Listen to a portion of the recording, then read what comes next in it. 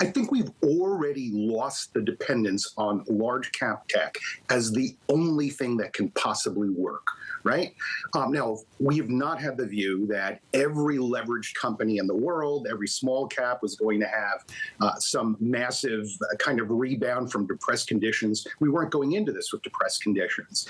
But the reliance on a single story, a single piece of the AI puzzle being so important that the market has to completely depend on that. I think that dependence has come down some, particularly with the correction that I just mentioned, July, early August. So are you saying that basically the main driver right now is macro policy, is the Fed, and not necessarily the earnings picture, which has been benign enough to allow this broadening out?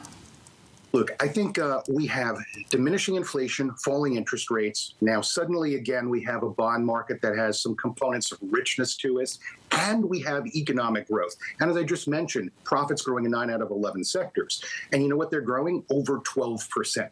That should be good enough to power gains in the market. But if you think that this is this depressed opportunity, well, we just saw one.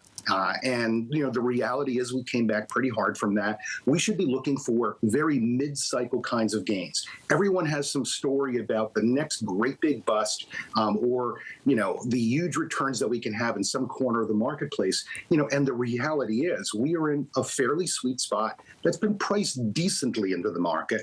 Of course, if we take a look at relative opportunities, we think that it's equities over bonds, particularly on a global basis.